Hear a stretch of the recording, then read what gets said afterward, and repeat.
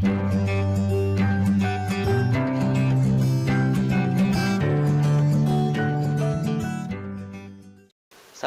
warahmatullahi wabarakatuh. Kembali lagi bersama saya Wiji Panuntun.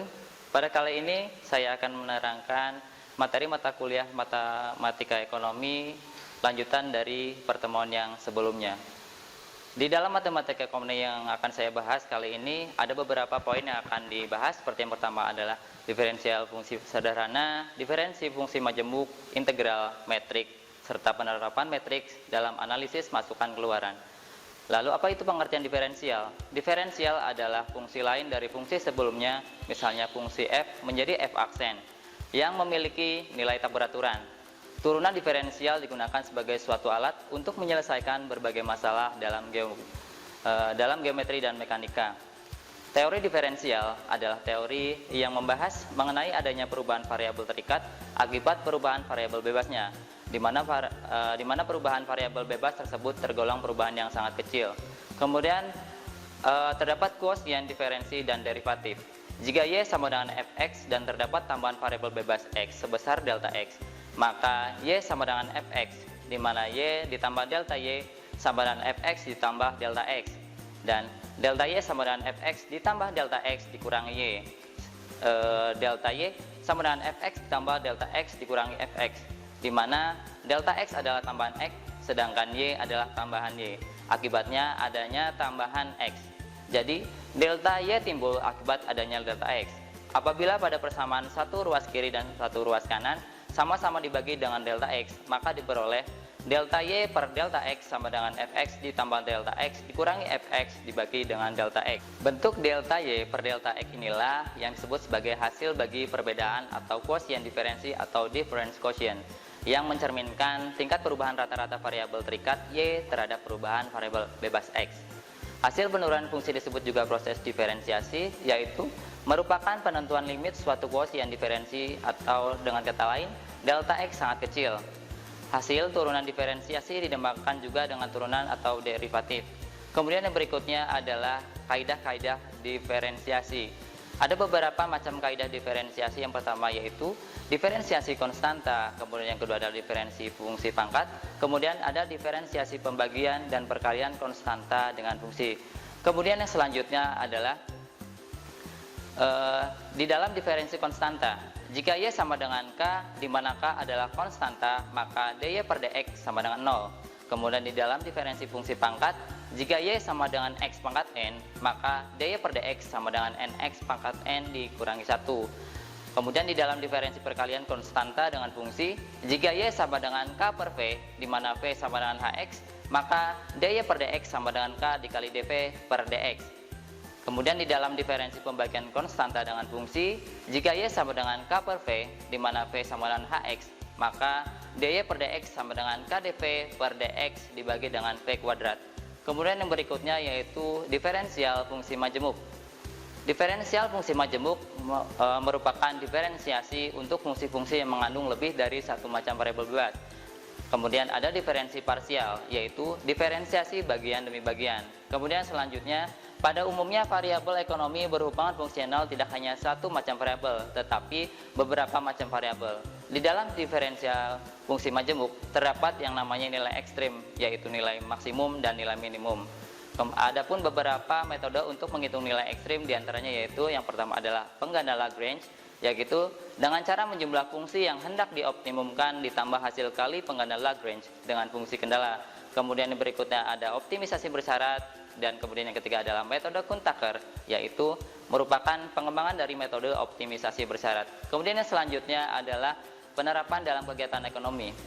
Adapun yang dapat digunakan dalam kegiatan ekonomi yang pertama yaitu permintaan marginal dan elastisitas permintaan parsial, kemudian perusahaan dengan dua macam produk dan biaya produksi gabungan, kemudian ada utilitas marginal parsial dan keseimbangan konsumsi, serta produk marginal parsial dan keseimbangan produksi. Kemudian yang berikutnya adalah integral.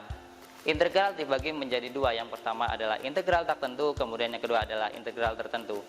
Integral tak tentu adalah kebalikan yang dari diferensial, yakni suatu konsep yang berhubungan dengan proses penemuan suatu fungsi asal apabila turunan dan fungsinya diketahui. Kemudian integral tertentu, yaitu merupakan suatu konsep yang berhubungan dengan proses pencarian luas suatu area yang batas-batas atau limit dari area tersebut sudah diketahui atau tertentu. Kemudian selanjutnya, di dalam integral tak tertentu, mengintegralkan fungsi turunan fx berarti mencari integral atau turunan antinya, yaitu fx. Adapun bentuk umum dari integral dari fx adalah fx diintegralkan dengan dx sama dengan fx ditambah k, di mana k adalah konstanta yang nilainya tidak tertentu. Kemudian fx dx adalah diferensial dari fx. Fx disebut dengan integran, dx disebut dengan diferensial. Fx adalah integral partikular, di mana k adalah konstanta pengintegralan dan fx plus k merupakan fungsi asli atau fungsi asal. Dalam proses mengintegralkan disebut juga dengan integrasi. Kemudian selanjutnya yaitu integral tertentu. Adapun bentuk umum integral tertentu adalah fx diintegralkan dengan dx, di mana batasnya dari a sampai b sama dengan fb min fa, di mana a adalah batas bawah pengintegralan, b adalah batas atas pengintegralan.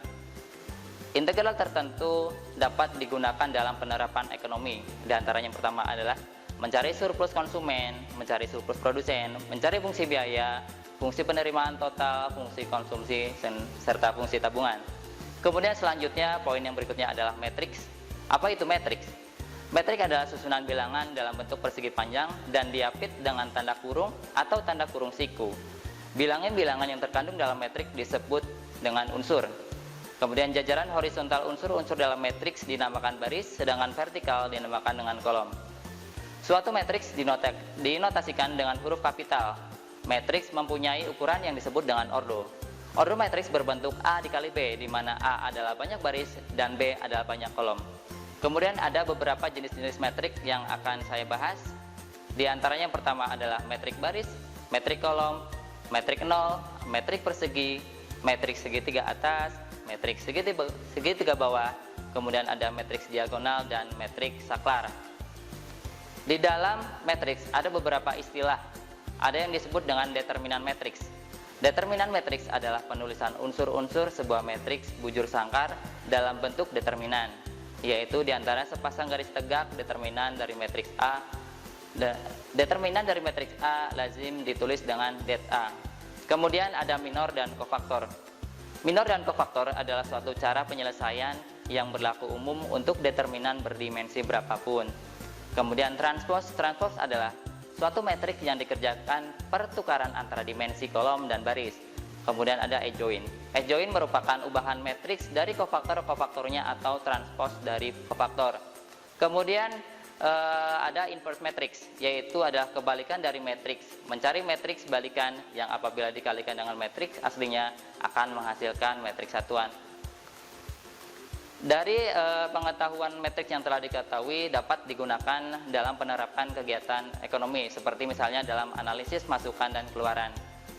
Penerapan matriks dalam analisis masukan keluaran pertama kali dikenalkan oleh Wesley W. Leontief dari Harvard University pada tahun 1936, yang merupakan model otomatis untuk menelaah struktur perekonomian yang saling berkaitan antar sektor dan kegiatan ekonomi. Ada dua penerapan matriks. Yang pertama adalah matriks transaksi, kemudian ada matriks teknologi. Matriks transaksi, di mana langkah awalnya yaitu menyusun tabel-tabel yang berisi keterangan tentang bagaimana, baik dalam satuan kuantitatif fisik atau dalam satuan nilai uang, keluaran dan ke pemakai akhir sebagai barang konsumsi. Kemudian ada matriks teknologi, yaitu matriks dalam analisis masukan keluaran yang unsur-unsurnya berupa koefisien teknologi. Setelah memahami dan membahas materi mata kuliah ekonomi lanjutan dari video sebelumnya, dapat disimpulkan bahwa mata kuliah ini mempelajari beberapa materi matematika dasar yang mempunyai hubungan langsung dengan teori ekonomi mikro dan makro. Dengan mempelajari dan memahami mata kuliah ini, diharapkan kita dapat menggunakan pendekatan analisis dan matematis dalam menyelesaikan persoalan ekonomi mikro dan makro yang berguna dalam pengambilan keputusan dalam kegiatan ekonomi. Sekian presentasi yang dapat saya bawakan hari ini, semoga sangat bermanfaat. Sampai jumpa. Wassalamualaikum warahmatullahi wabarakatuh. Kunjungi sosial media lainnya seperti website kami di pkbmalfata.com, Facebook PKB Malfata Manunjaya, Instagram PKB Malfata _official. Dan terima kasih telah klik video ini. Jangan lupa like, comment, share, and subscribe untuk menunjukkan dukungan kamu terhadap channel ini. Enjoy the video PKB Malfata.